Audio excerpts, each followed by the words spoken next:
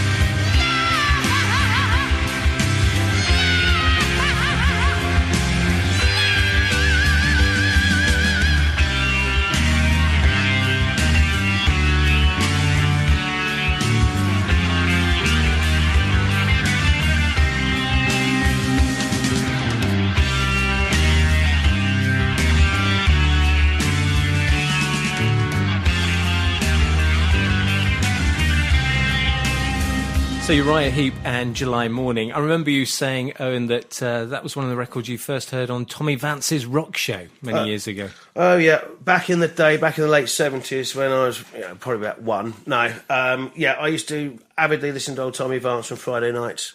And it sort of essentially created my music taste. I mean, my parents played a lot of this music anyway, so I grew up in it. With it, and by the time I was 10, I had a weirdly encyclopedic knowledge on most of these rock acts, which I still do to this day. It's never really been much use, but I mean, it's the thing is, I think it's important to realise that the 70s for rock music is arguably a time that will never be replicated, and the combination of truly legendary acts, many of which are still pulling in hundreds of thousands, if not millions of people on tours to this day, 40-odd years later, is unlikely to be replicated. We've so far just looked at 69, 70, 71. Music couldn't really have carried on this same rate. I mean, 72, a lot of the aforementioned bands we mentioned were probably on tour, having a bit of a breather, and glam rock came up. So you've got bands like Slade, T-Rex, all coming through in the singles charts. And indeed, we're going to be looking at that in a later show. And 73, 74, it began to be a time when the success changed all the bands, and they came back, but with more epic sounds.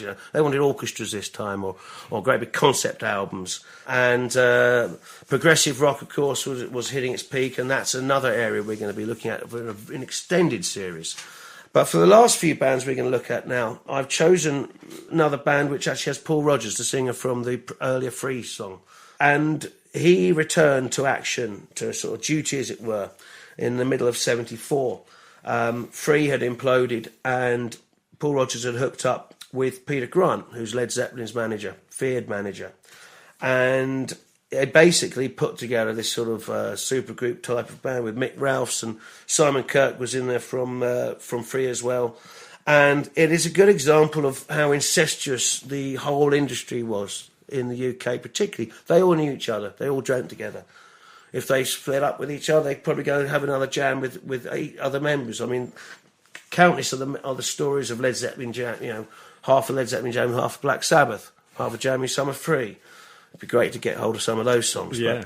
But basically, Rodgers was having finally tired of Kossoff and finally tired of trying to keep Free alive. fell under Peter Grant's wing and was signed to Swan Song, which is Led Zepp's label, and released Bad Company. And this became very, very big all over the world. Bad Company were an enormous band very, very quickly in America. The timing was right. America was ripe and open for every single new talent that England could chuck at them. Led Zeppelin's first album, Sabbath's first album, Deep Purple, they were very much works in progress. They didn't really achieve critical mass until second or third album, even sometimes the fourth album. Bad Company were different. Their first album hit the mark straight out of the gates, and with a combination of some single-length songs that went straight top up the charts, both sides of the Atlantic, and some suitably epic album tracks. And it is the latter that I've chosen to look at, which is the title track from Bad Company's first album, released in June '74. This is Bad Company. Company, always on the run. Destiny is a rising sun. Oh, I was born, 6 gun in my hand. Behind a gun, I make my final stand. Hey, it's why they call me Bad Company, and I can't deny.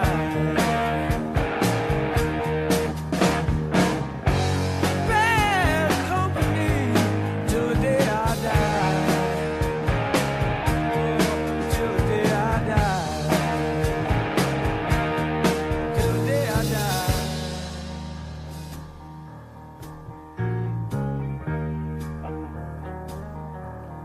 Rebel souls, deserters we are called. Chose a gun and threw away the sword.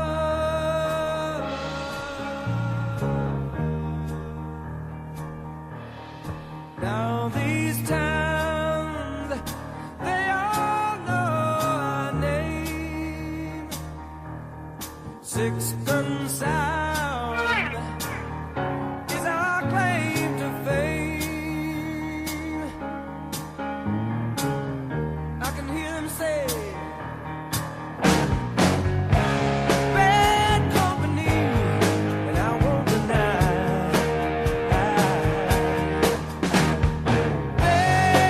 Bad Company till the day I die. Till the day I die.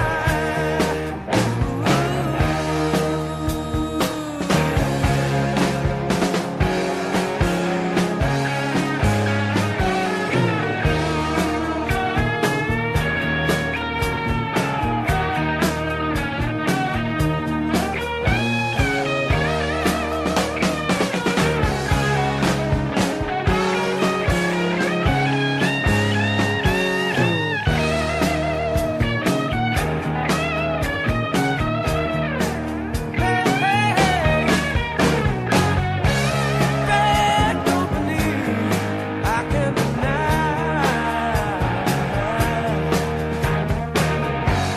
Bad Company till the day I die.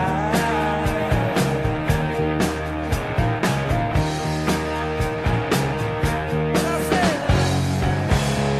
Bad Company, oh yeah, yeah, Bad Company till the day I die.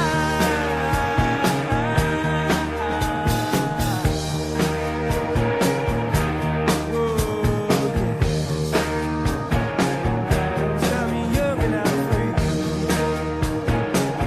Oh, but I'm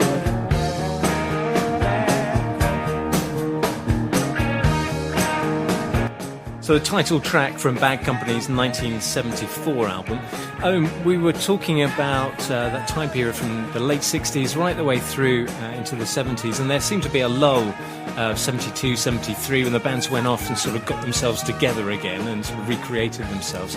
74 then, was that sort of a resurgence? Do we see lots more bands coming back? Well, Led Zeppelin's Physical Graffiti, I think that came out in late 73, early 74, but... and Sabbath returned with Sabbath Bloody Sabbath, and Deep Purple returned with a new singer, a groovier outlook, and so a lot of these bands had, they'd had their initial period in the sun, they retreated to their castles or studios or whatever, and like rock stars are tantamount to doing, suddenly re-emerged, with visions of grandeur. The bands were throwing in lots of different influences into the melting pot, which very cunningly brings me to the final band who I want to discuss, who we'll be coming back to at length in later shows. And this is a band formed in the early 70s, who everyone in the world will know, and this is Queen with 7 Seas of Rye.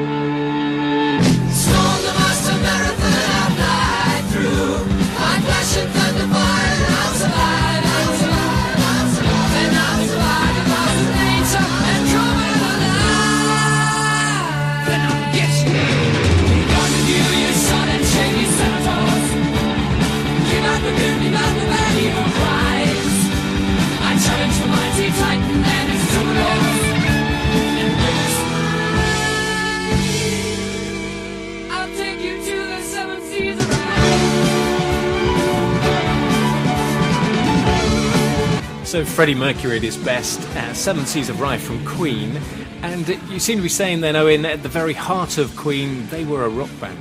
Absolutely. I don't think anyone who's ever seen Queen live can ever dispute the fact you've got a 100% full cooking rock band, and if not a heavy rock band.